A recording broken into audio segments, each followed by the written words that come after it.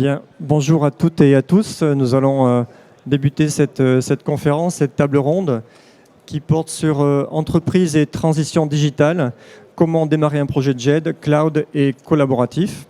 Je me présente, je suis Michel Remise, je suis rédacteur en chef du magazine Archimag, qui est sur un stand pas très loin d'ici, où vous avez aussi Archimag en distribution gratuite à toutes les entrées. Voilà, donc nous allons parler effectivement de GED, de collaboratif, d'entreprise digitale. Quand on parle d'entreprise digitale, on a en tête tout de suite des exemples. Les exemples ne manquent pas. Il y en a un très récent et qui a défrayé un petit peu l'actualité, c'est celui d'Uber, donc, qui est une société de transport par taxi, qui a été créée en 2009, qui est très récente et qui a déjà une notoriété très importante. Donc, entreprise digitale, c'est très simple. On télécharge l'application, on rentre son identifiant, on rentre son numéro de carte bancaire, bien sûr, et puis après, pour réserver un taxi, ça se passe très facilement comme ça, avec son smartphone. La question n'est pas de savoir si on est pour ou contre, il y a pas mal de polémiques là-dessus. Mais en tout cas, bon, c'est une entreprise qui marche, hein, qui est peut-être la première entreprise mondiale de taxi, tout en étant propriétaire de 0 véhicule.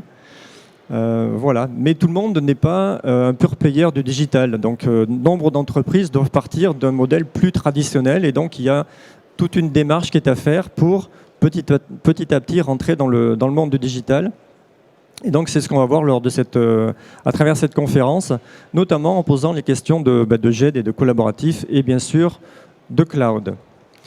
Alors, j'ai autour de moi, il y a un petit changement de casting de dernière minute. Donc, du côté de Viatif, j'ai monsieur Jean-Marc Salin, qui est directeur marketing côté offre métier. À mes côtés, monsieur Stéphane Chambert, qui est directeur de la société Chambert, qui est une société de mécanique de précision. À ma droite, Didier Pradon, qui est responsable de service unité télécom et chef de projet GED chez LCIE Bureau Veritas. Monsieur Pradon est ingénieur en électricité et électronique. Il a démarré sa carrière dans des essais de sécurité chez des constructeurs de produits télécom et il rejoint LCIE en 2005. Et en mars 2015, il devient chef de projet GED au LCIE. Et donc, en bout de table, M. Étienne Paillard, qui est président d'Efalia. M. Paillard est ingénieur subtélécom et aussi titulaire d'un MBA de l'INSEAD. Il a déroulé sa carrière dans le domaine des composants électroniques. Et il a repris en 2011 la société Eric Archivage, éditeur dans le domaine de la GED et de la capture de documents, qui a été rebaptisé récemment Efalia. Pour un petit peu dérouler cette table ronde, nous avons choisi de procéder essentiellement en 2 temps. D'abord, en voyant ce que l'on entend par GED et collaboratif, et on posera plus précisément la question du cloud dans un second temps. On va fonctionner beaucoup sous le mode de table ronde avec des questions, des réponses. N'hésitez pas à poser aussi vos questions. Et donc en faisant circuler le micro pas mal au niveau de la tribune. Donc la première question que l'on peut poser, en fait, c'est face à des problématiques de GED, quel est le degré de maturité des entreprises? Est-ce que les entreprises viennent directement en disant « j'ai un projet digital, mais il faut que je passe par la GED » enfin, comment ça se passe? Quelle est la problématique qui est présentée de la part de vos clients?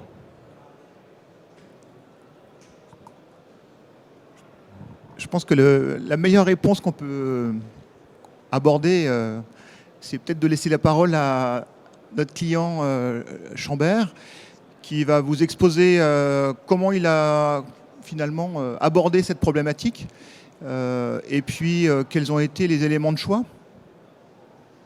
Bonjour à tous. Oui, tout à fait.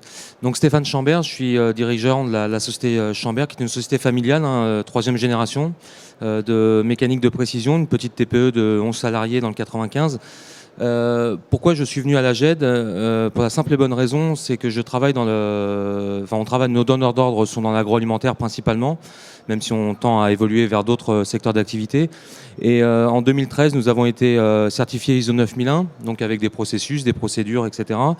Et nous gérons pour nos clients un certain nombre de fournisseurs qui nous demandaient nos clients nous demandaient une traçabilité assez importante des non-conformités qui pouvaient se passer, quelles qu'elles soient, que ce soit sur le produit ou sur les délais de livraison, etc.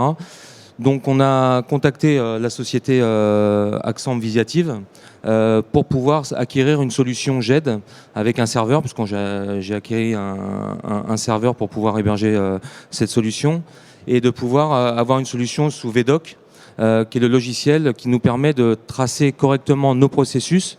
Donc c'était la non-conformité d'une pièce, alors soit chez un fournisseur, soit chez un client, soit en interne, parce que ça arrive aussi, hein, on a des non-conformités en interne, mais de pouvoir tracer directement ces non-conformités.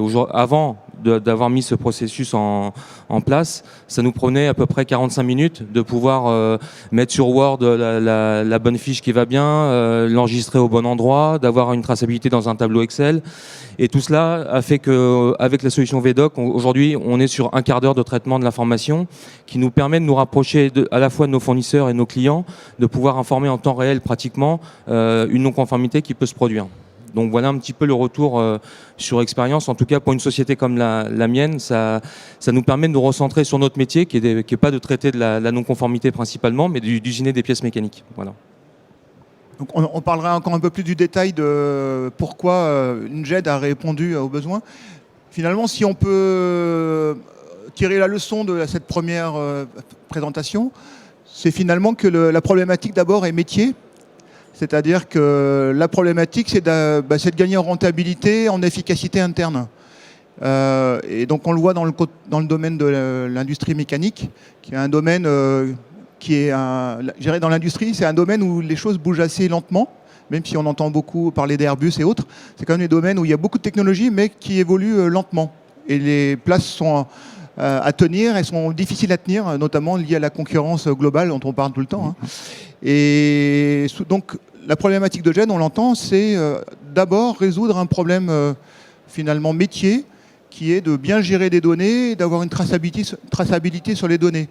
Et déjà, on entend qu'il y a des documents et des processus à gérer de manière tracée pour vérifier si le client ou le fournisseur, dans le cas précis, a reçu l'information, quand, est-ce qu'il a répondu, oui, non, comment on le relance, etc., pour rester dans la conformité aussi ISO 9001 de l'ensemble de l'entreprise. Ça marche celui-là ? Oui, ça marche aussi. Donc. Oui, mais on peut rebondir avec le deuxième projet, puisque on est également dans un métier, et où là, le document est au cœur de ce métier, puisque je vais laisser M. Pradon présenter le LCIE, mais le métier du LCIE, c'est vraiment de traiter du document à partir des essais, et où la question, c'était de gérer à la fois ces documents, les processus autour de ces documents, et l'interaction entre ces processus et d'autres outils métiers que le LCIE utilise. Voilà. Donc, je vais vous laisser vous présenter peut-être le LCIE. Bonjour à tous. Donc, société LCIE, on fait partie du groupe Bureau Veritas. La société LCIE a été créée il y a très longtemps, en 1882. C'est un laboratoire central des industries électriques. En fait, on réalise des essais sur des produits électriques en tout genre, dans le but de délivrer des certificats de conformité, ou en tout cas des rapports d'essai pour vérifier la conformité des produits électriques aux normes applicables et à la réglementation en vigueur. Donc effectivement, on traite beaucoup de documentation. Ça démarre par de la documentation fournie par le client qui nous donne des informations techniques sur son produit.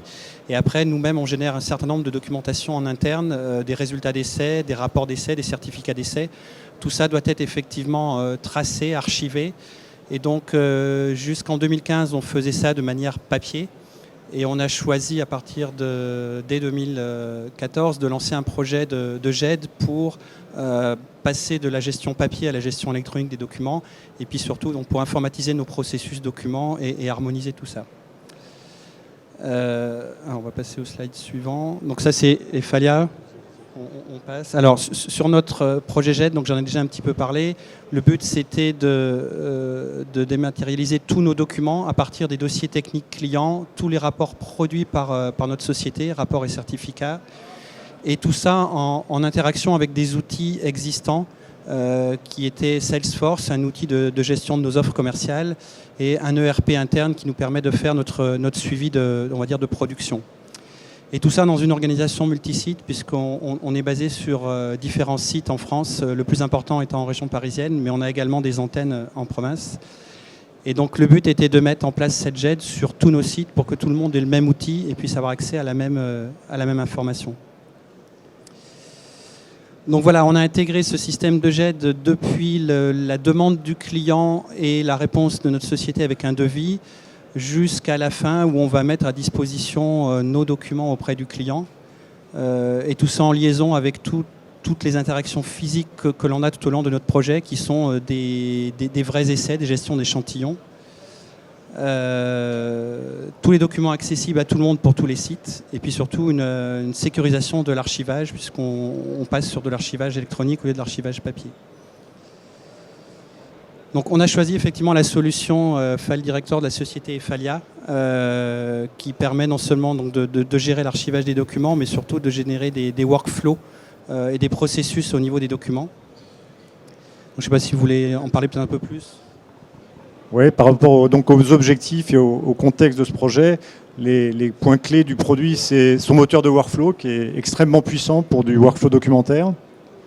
Ces modules de capture et d'export de données, on vient chercher des données qui doivent être, qui sont inclus dans des logiciels qui ne sont pas la GED, et on va pouvoir indexer les documents à partir de ces données, et on va pouvoir exporter ces données et ou les documents en fonction des besoins. C'est un enregistrement au format XML et avec une empreinte et une signature qui garantissent la valeur probante des documents, et ça c'était important par rapport à l'archivage au niveau du LCIE. Et puis et ça c'est une tendance assez lourde dans la GED en ce moment, c'est le fait de pouvoir diffuser les documents en dehors de l'organisation. On parlera peut-être de cloud tout à l'heure, et effectivement pour le moment LCIE n'est pas sur le cloud, mais il y a quand même une nécessité de diffuser ces documents et ces données à l'extérieur de l'organisation, vers des non-utilisateurs de la GED. Et donc cette notion de portail est très importante par rapport à ce projet également.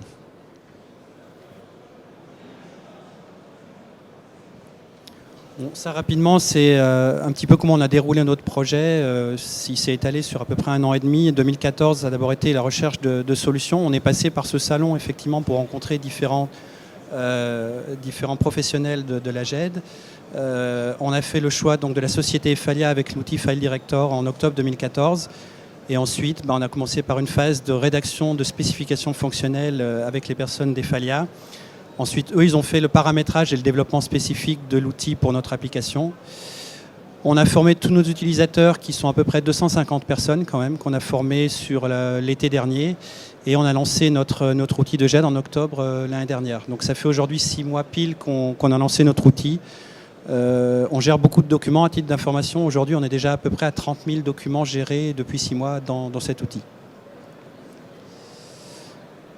Alors, qu'est-ce qui est intéressant avec cet outil? C'est un accès simple et rapide à toute la documentation. Vous avez besoin de rechercher un document, vous le retrouvez en quelques clics de manière très très simple. Il y a des processus automatiques pour faire circuler les documents. Ça permet de les envoyer directement en un clic aux personnes qui en ont besoin, et surtout d'avoir la traçabilité des différentes étapes d'un document qui passe d'une étape à une autre. On a des notifications automatiques vers nos clients pour les prévenir de l'avancement du processus. C'est-à-dire quand on arrive à une certaine étape, il y a des emails qui partent en automatique pour les informer qu'on a validé telle étape. Quand nos rapports sont prêts, il y a un processus également d'envoi automatique des rapports par email à nos clients. On n'a plus besoin de le gérer manuellement. C'est en un clic, ça part directement chez le client. Et puis surtout, ça nous a permis aussi d'harmoniser nos méthodes de travail, puisqu'aujourd'hui, tout le monde utilise le même outil avec des processus communs. Et donc, ça a permis d'harmoniser nos méthodes de travail.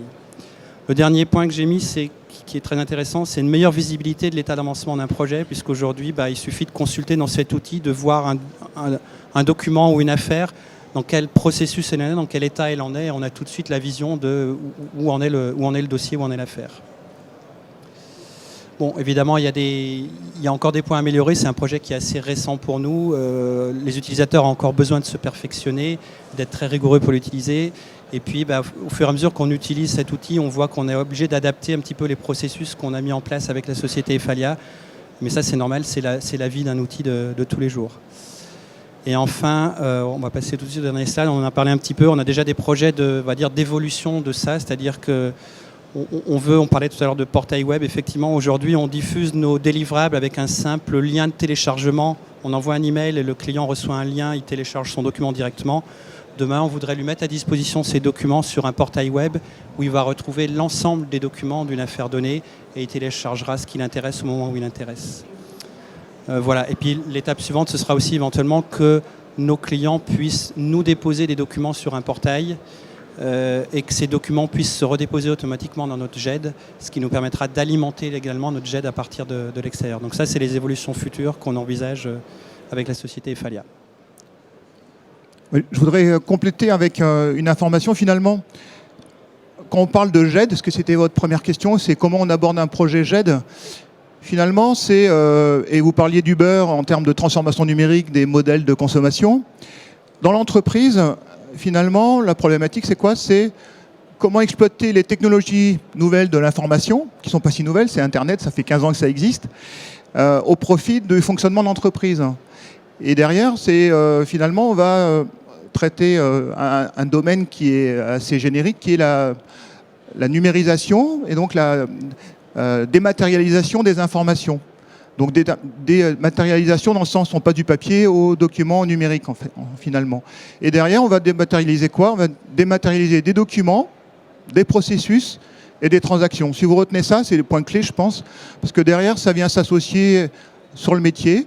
Et on va pouvoir peut-être plus le détailler ensuite. C'est dématérialiser des documents qui font foi, qui vont permettre d'échanger avec des fournisseurs, avec des clients, et puis de les tracer à travers des processus notamment. Justement, la traçabilité, elle est revenue dans toutes vos interventions jusqu'à maintenant. Ça se traduit de quelle façon? Est-ce que c'est quelque chose que l'on vient plaquer via une norme sur le records management par exemple, ou de quelle façon ça se traduit dans vos solutions et concrètement sur le terrain? Alors, tout à l'heure, je ne vous ai pas présenté Visiative, on est un groupe français, présent également à l'international aujourd'hui. On est un peu plus de 500 personnes, 83 millions d'euros de chiffre d'affaires, donc est très implanté dans la transformation numérique des entreprises. Notre métier, vraiment, c'est d'aider les entreprises à accélérer avec le numérique. Donc depuis, je dirais, la CAO jusqu'aux outils de workflow, GED et e-commerce. Et donc cette problématique, la traçabilité, effectivement, elle est centrale, puisque à un moment donné, il faut savoir où on en est, alors que ce soit au niveau industriel, c'est tout à fait classique. Il y a des commandes à honorer et à les exécuter le plus rapidement possible avec le niveau de qualité ISO 9001 requis. Et je dirais que la traçabilité, elle est permanente dans tous les produits, à la fois pour gérer les documents ou des processus, quels qu'ils soient, ou même dans l'e-commerce. Je dirais que c'est central au numérique dans son ensemble. Ajouter quelque chose, Stéphane ? Concrètement sur le terrain, quand par exemple on parlait tout à l'heure je vous parlais de non-conformité, qui est un processus de l'ISO.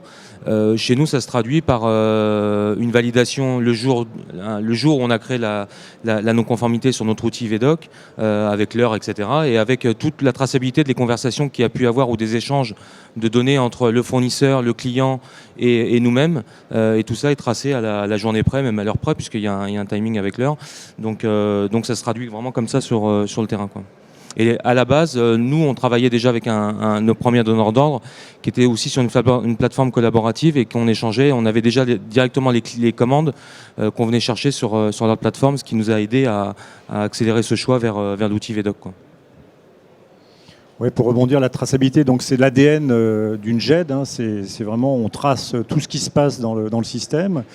Donc oui, on est en traçabilité complète dans un projet tel que celui qu'on vous présente aujourd'hui.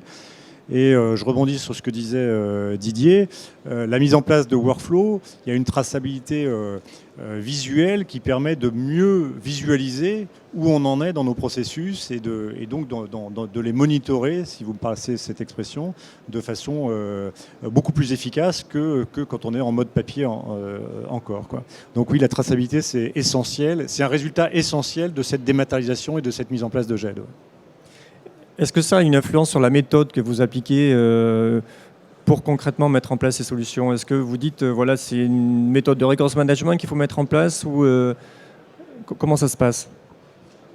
En général, dans ces projets de GED, effectivement, la traçabilité, alors soit interne, simplement par le login mot de passe, soit vraiment la traçabilité à valeur probante avec signature, certificat, etc. C'est au cœur du projet et on va définir dans les premières étapes de spécification quels sont les processus à tracer et avec quel niveau de sécurité et de traçabilité il faut engager le suivi, quoi. Donc oui, ça a un impact sur la méthode. Au sens où, dans nos ateliers de spécification, c'est un des points qui revient en première priorité, quoi. Le côté processus revient aussi souvent dans ce que vous dites. Comment vous arrivez, il y a déjà des processus qui sont en place avant même la partie purement dématérialisation. Est-ce que vous calez sur ces processus en place ou est-ce que la démat, une fois qu'on commence à la mettre en œuvre, suppose de revoir les processus, de les refondre, de les remettre à plat ? Je vais répondre effectivement sur le sujet. Disons que mettre en place des outils comme ceux-ci sont, je dirais, l'occasion de revisiter le fonctionnement d'entreprise, d'une certaine façon. C'est-à-dire que on peut calquer le fonctionnement existant et appliquer l'outil au fonctionnement, mais très souvent, on va se rendre compte qu'on peut optimiser les choses dans la mesure où on va éviter des tâches répétitives à valeur ajoutée très faible et qui sont d'emblée évitées grâce à l'outil. Donc on va pouvoir concentrer effectivement ce que disait Stéphane Chambert tout à l'heure, on va concentrer les personnes sur leur métier propre, sachant qu'envoyer un mail, notifier à quelqu'un, ce sont des tâches qui sont automatisées maintenant. Donc le fonctionnement d'emblée, il est un peu perturbé, mais relativement, puisqu'en fait, on va pouvoir uniquement travailler sur ce qui apporte de la valeur à l'entreprise. Et donc, ça apporte de la sérénité en même temps pour bien réfléchir, on va dire. Au-delà, ce qui est important, c'est d'accélérer, je dirais, c'est automatiser et accélérer les processus d'entreprise. C'est-à-dire s'assurer, on est capable de tracer, effectivement, de s'assurer que le travail est bien fait, au sens propre du terme. Et du coup, on va pouvoir accélérer et traiter plus de sujets à la fois. Tout à l'heure, on parlait de créer des arborescences de fichiers, de mettre à disposition des documents de manière automatique. Bon, ce sont des tâches qui, manuellement, au clic, c'est un peu long. Quand on automatise, tous ces éléments ne sont plus à faire. Et au contraire, on est beaucoup plus serein, on va pouvoir accélérer et démultiplier le nombre de projets. Donc faire grandir l'entreprise en termes de valorisation, nombre de projets, donc de chiffre d'affaires possible autour des mêmes outils internes, vous voyez. Donc, je dirais, quelque part, quand on revisite ce fonctionnement, qui est impactant pour l'entreprise, on va fluidifier son fonctionnement. C'est une occasion de revisiter et puis en même temps d'optimiser, je dirais à la fois comment on travaille avec l'extérieur, donc les fournisseurs et les clients, et également pour améliorer la communication interne dans l'entreprise, parce que finalement, le fait d'avoir des outils centraux, parce que c'en est un, tout à l'heure on parlait d'autres outils, CRM, ERP et autres, ce sont des outils centraux, tout comme le système de CAO, de PDM, qui gèrent les données techniques de l'entreprise en termes de fabrication. Eh bien, ces outils centraux permettent d'avoir un référentiel, je dirais, permanent et qui rassure également les utilisateurs. Oui, non, moi je suis d'accord avec ce qui s'est dit et je rajouterais que c'est ce dont on vient de discuter à table, Didier, pour une organisation plus importante en nombre de personnes. Nous, on est assez humble, on ne va pas tout remettre en cause au niveau des processus. Si ça a été fait pendant des années, c'est qu'il y a un certain sens. Alors, il y a des tâches, effectivement, qui vont pouvoir être automatisées ou remplacées par le logiciel. Mais grosso modo, et dans le cadre de ce projet, on a reçu des Excel assez énormes qui décrivaient tous les processus, etc. Et on les a reproduits de façon dans le paramétrage du logiciel. Par contre, ce qui est intéressant, je pense que ça permet à l'organisation, au LCE dans ce cas-là, d'homogénéiser ses pratiques. Et l'outil derrière lui permet de faire en sorte que cette homogénéisation qui est décidée au départ, elle soit vraie dans les faits. Alors c'est un effort permanent, on en parlait encore, hein, ça demande des formations derrière, etc. Mais ça permet à l'organisation d'être mieux organisée autour de pratiques qui sont des meilleures pratiques, sachant qu'avant d'automatiser tout ça, on a tendance à avoir chacun ses processus pour traiter telle ou telle action, etc. Une fois qu'on est rentré dans un outil comme la GED, c'est peut-être un petit peu dur au départ, mais ça permet d'avoir des processus complètement cohérents entre tous les services et toutes les divisions de l'entreprise, quoi.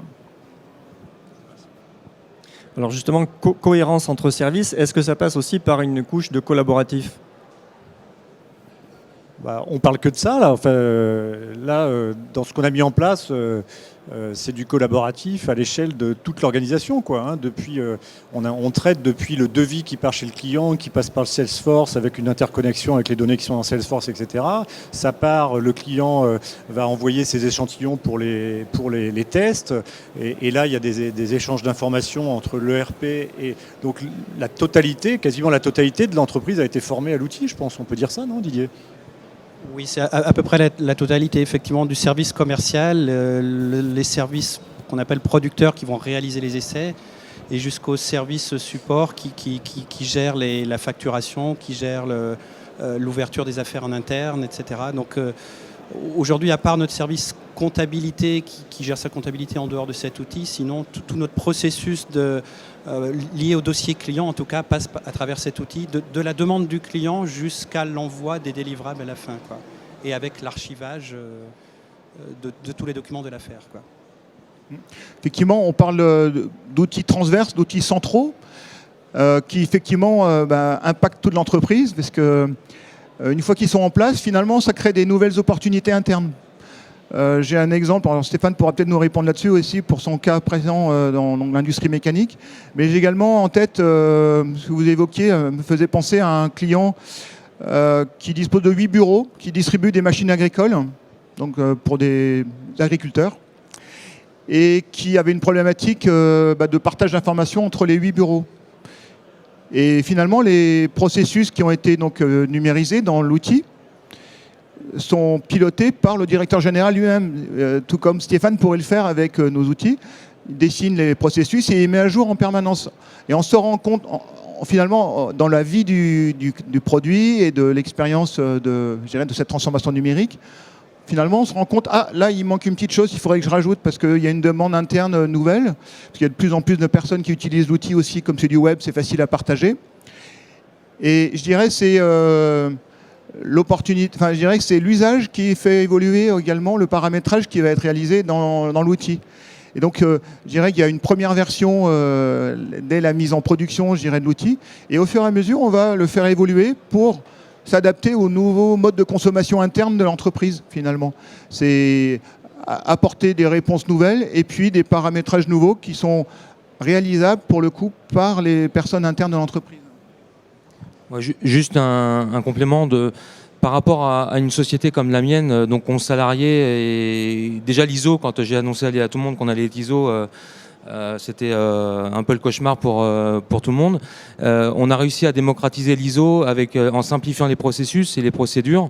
Et derrière, l'outil GED a vraiment amélioré la communication entre tout le monde. Bon, c'est assez simple chez nous, une structure de 11 salariés, c'est le dirigeant, l'assistante, le chef d'atelier et les techniciens derrière, jusqu'au chauffeur-livreur. Mais disons que ça nous permet aussi de prouver, en tant que sous-traitant dans la mécanique de précision, qu'on est capable de répondre à des gros donneurs d'ordre. Je travaille pour Danone, Yoplait et d'autres, qu'on est capable de répondre à leurs demandes et de pouvoir être très réactif à l'instant T quand il y a une problématique quelconque.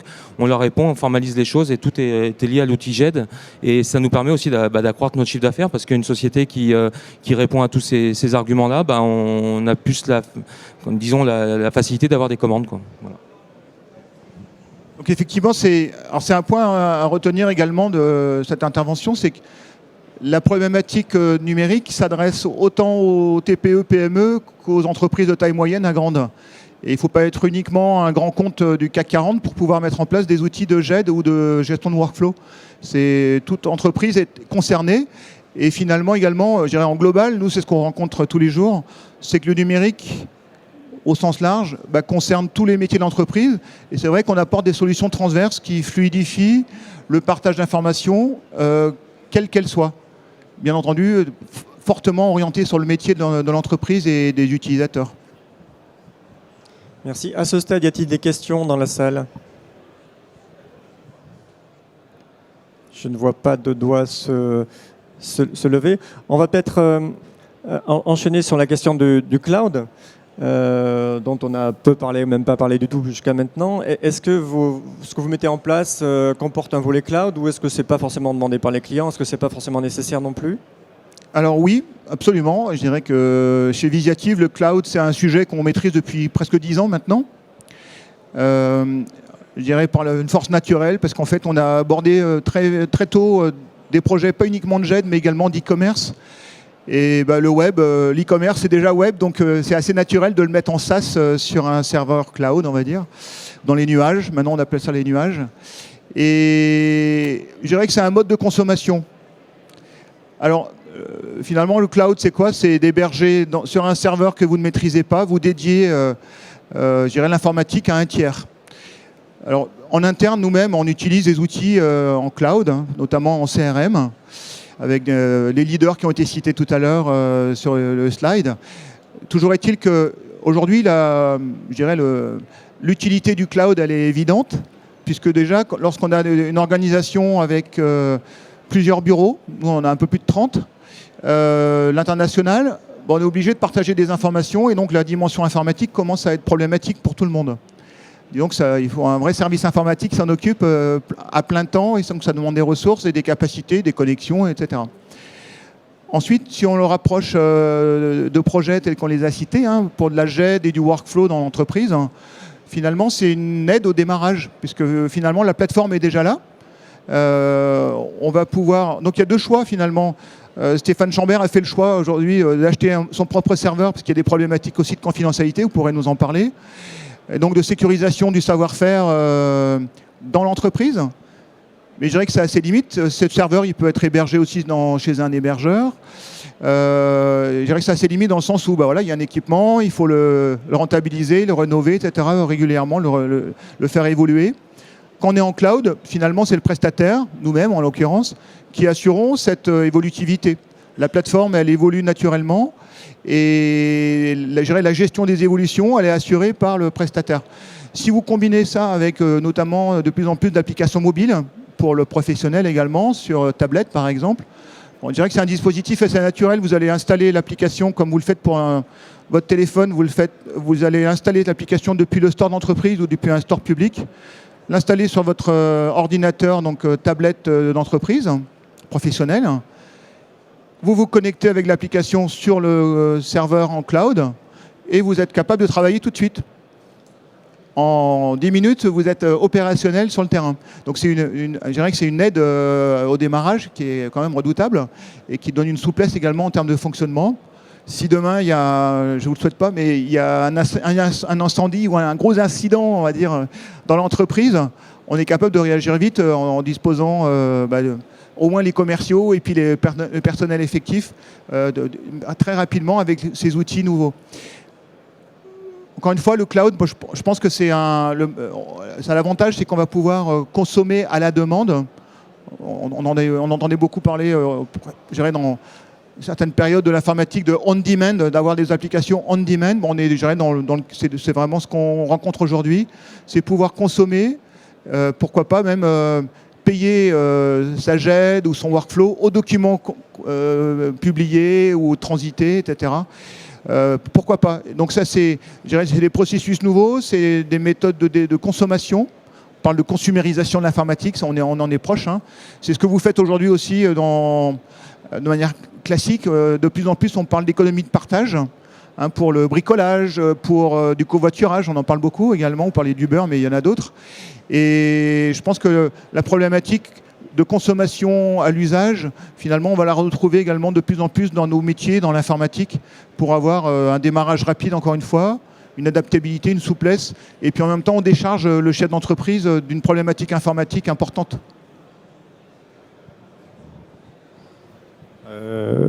Oui, donc moi, quand j'ai repris l'entreprise là, il y a 5 ans, c'était ma principale préoccupation. Je me demandais si elle était prête à faire face au cloud, au SaaS, etc. Donc, parmi les premières actions, ça a été de nous mettre en position que les produits soient disponibles aussi bien sous mode licence, qui est notre principale forme de commercialisation aujourd'hui, que sous forme cloud, SaaS, etc.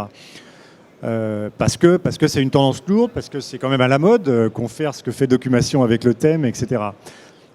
Maintenant, la vraie vie est dans la GED, c'est un peu moins rapide que ce que j'avais imaginé à l'époque, pour des raisons de confidentialité et de sécurité d'une part, vous l'avez évoqué, Pour des raisons quand même, il ne faut pas l'ignorer, de bande passante. Tous les sites de nos clients ne sont pas bien desservis d'un point de vue bande passante, à commencer par le nôtre d'ailleurs. On n'est pas très très bien desservis dans la banlieue de Lyon. Et le troisième point, alors là je reviens au projet. Le projet qu'on a fait pour LCIE, c'est vraiment un projet, vous l'avez compris, qui est au cœur de tous les processus métiers et qui est au cœur d'autres applicatifs de l'entreprise qui eux-mêmes sont hébergés en interne dans l'entreprise. Donc il n'aurait pas été possible, je pense même techniquement, là, de lier tous ces applicatifs métiers ensemble avec une JET qui aurait été dans les nuages. Donc là, il y avait une quasi-obligation technique. Maintenant, LCIE n'est pas du tout dans le cloud, je crois qu'on peut le dire, hein, c'était pas du tout une priorité, mais ça commence à arriver, on en parle, on a parlé de portail tout à l'heure pour commencer à connecter soit les clients, soit des partenaires du LCIE. Donc les choses peuvent évoluer et on sent qu'il y a quand même une tendance un petit peu lourde là-dessus. Et ben nous, on l'accompagnera en fonction des besoins de nos clients, quoi. Et dans la société Chambert, est-ce qu'il y a une évolution envisagée vers le cloud ? Alors, bon, moi j'avais fait le choix d'acquérir un serveur pour la simple bonne raison. Déjà, je pense qu'on n'était pas mûr et encore une fois, après, il faut y aller par étapes, surtout dans des structures comme la nôtre. Faire absorber l'ISO dans une société de mécanique, faire absorber la JET dans une société de mécanique. Croyez-moi, c'est pas évident. Bon, on y arrive, mais il faut y aller petit à petit. Aujourd'hui, j'ai fait le choix du serveur parce que déjà, le celui que j'avais, il y avait des signes de faiblesse, donc j'ai préféré changer. Mais c'est clair que par la suite, surtout sur le modèle sur lequel on s'oriente, il y aura du cloud et du SaaS chez Chambert. Peut-être pour compléter, là, vous donner un peu un élément d'actualité aussi, parce vous êtes sur un salon, c'est pour entendre parler des nouveautés qui arrivent également dans l'industrie, enfin sur notre secteur. Là, nous sortons, nous, actuellement, une solution qui s'appelle MoveApps. Et effectivement, on l'a conçue en cloud, avec une capacité également de déploiement chez les clients. Donc, c'est-à-dire qu'en fait, il faut être capable de faire les deux, quelque part, pour pouvoir, effectivement, à la fois être capable de démarrer sur un certain nombre de services clés en main rapides à implémenter, qui vont évoluer dans l'entreprise. Et puis également, au fur et à mesure des besoins, pouvoir déclencher des nouvelles options qui ne remettent pas en cause tout un projet informatique, mais qui vont être juste une des évolutions dans le même contexte. Vous voyez ? Donc c'est un avantage, c'est qu'on va pouvoir accélérer la mise en œuvre des projets et puis l'exploitation de nouvelles fonctions qui ne sont pas forcément requises au début du projet, mais qui peuvent l'être au fil du temps. Vous voyez, donc ça donne une certaine souplesse en termes de déploiement d'applications nouvelles, tout en ayant un contexte global déjà connu des utilisateurs sur lesquels ils sont formés, ils ont l'habitude, ils sont déjà apprentis d'une certaine façon. Vous voyez ? Donc il n'y a plus aucune raison d'être réticent par rapport à un développement dans le cloud ? Écoutez, je vais vous donner une illustration. Vous écoutez tout à l'heure, je pensais à ça. Il y a des startups aux États-Unis aujourd'hui qui se développent, dont le métier est très fin. Ils sont spécialisés sur la facturation de l'unité de consommation pour les applications SaaS, enfin cloud. C'est-à-dire qu'en fait, leur métier, vous savez, quand vous avez un téléphone portable aujourd'hui, vous avez beaucoup d'abonnements au forfait. Mais imaginez que vous soyez encore sur une période où vous consommez à la demande des minutes, par exemple. Mais en fait, il y a des startups spécialisées aux États-Unis qui valent des fortunes aujourd'hui, qui sont spécialisés sur uniquement la facturation de chaque élément de consommation SaaS. Vous voyez, chaque élément cloud, on pourrait dire un élément pour être un document, un processus exécuté. Donc il y a des entreprises qui se développent, qui ne se concentrent uniquement là-dessus, sur cette partie, donc facturation de chaque bout d'élément de consommation du SaaS. Donc je pense qu'on n'a pas le choix que d'y aller.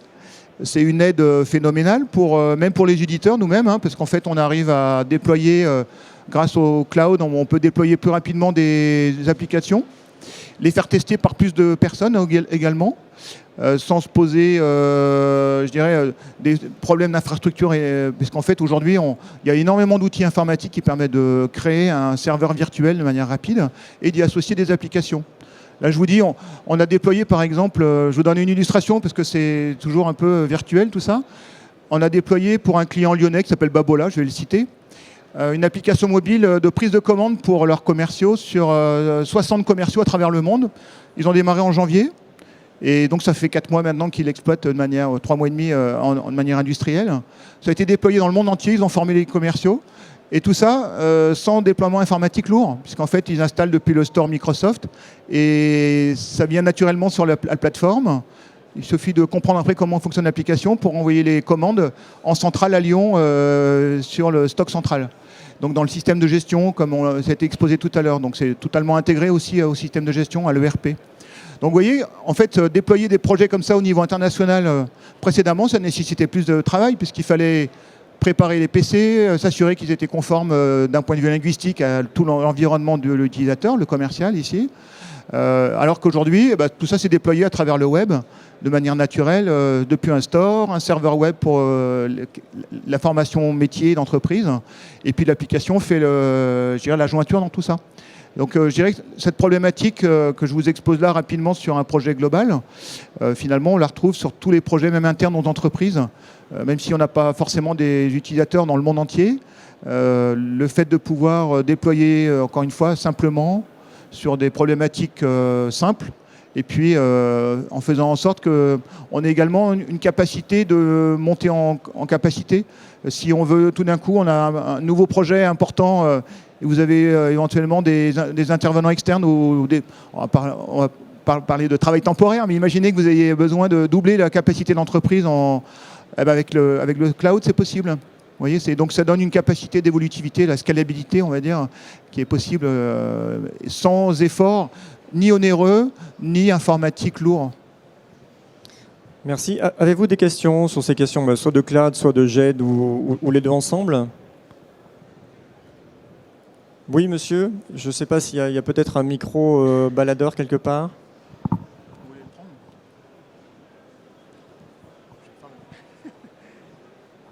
Merci, Dominique Jarnet.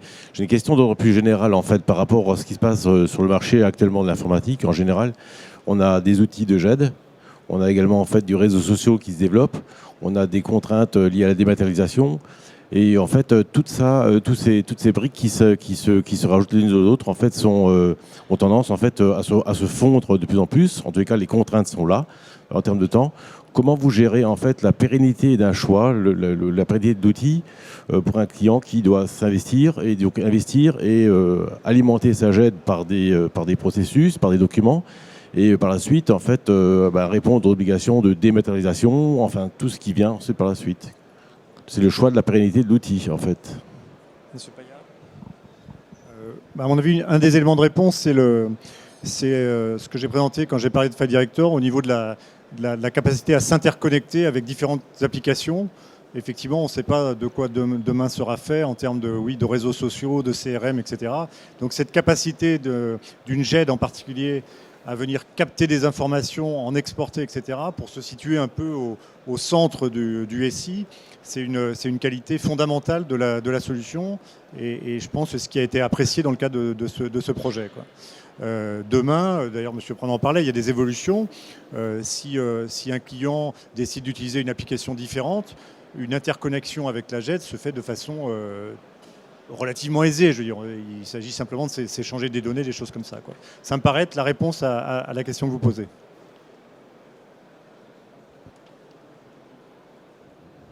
Alors je pense qu'en fait il faut également, par rapport à votre question, c'est travailler on va travailler par couche de fonctionnalité quelque part. Parce que vous avez des socles importants dans l'entreprise. On a évoqué le RP, le CRM, le système de CAO, de PDM. Donc les données métiers, mais je dirais, qui sont les ERP, ça existe depuis 20 ans, un peu plus, 25 ans. Quasiment chaque entreprise fonctionne avec un système de gestion, à minima aujourd'hui, pour gérer les commandes, les stocks, etc.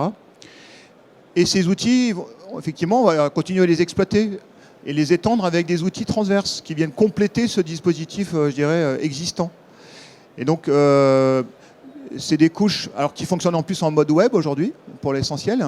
Donc, c'est facile à déployer et puis ça donne un accès simplifié, même aux données de l'ERP pour les utilisateurs. Mais sur une approche métier, une vue métier qu'ils n'avaient pas auparavant. Parce qu'un utilisateur lambda ne rentre pas dans un système de gestion, il va avoir les mêmes menus que son voisin éventuellement. Alors que le web, je dirais, les outils qu'on déploie en termes de GED, de workflow, ça va permettre juste d'exposer l'information utile à l'utilisateur par rapport à une approche, et puis effectivement par rapport à son vrai métier, qui n'est pas de gérer l'outil de gestion, mais qui est de gérer problématiques de moule, d'usinage, etc. Vous voyez, donc je dirais qu'il faut bien voir ça par couche. Vous avez le système central, par défaut, enfin je dirais, on appelait ça en anglais les repositories, ou les legacy systems, c'est les systèmes centraux d'entreprise. Et puis ensuite, vous avez une couche transverse qui vient se nourrir des informations existantes dans l'entreprise, et puis qui va créer des nouvelles données autour, soit dans ces systèmes d'information, soit autour. Donc avec des documents ou des répertoires spécialisés, et puis des accès web pour éventuellement les clients ou les fournisseurs, pour qu'on puisse dialoguer aussi avec ces utilisateurs. Il faut savoir qu'en fait, un système même de gestion, par défaut, ils sont communicants, mais ils ne sont pas prévus nécessairement avec un portail pour pouvoir dialoguer avec son fournisseur, avec son client. Donc ce dispositif, il faut l'inventer, c'est ce qu'on a créé déjà en fait, avec nos outils. Et ça permet effectivement d'apporter cette couche de communication à la fois avec les clients, les collaborateurs en interne, et puis les fournisseurs, auxquels on donne accès à des déclarations de non-conformité, des documents, des traces, la non-conformité. Pourquoi? Regardez, il y a une photo, le moule il a un défaut de surface, le téflon n'est pas parfait.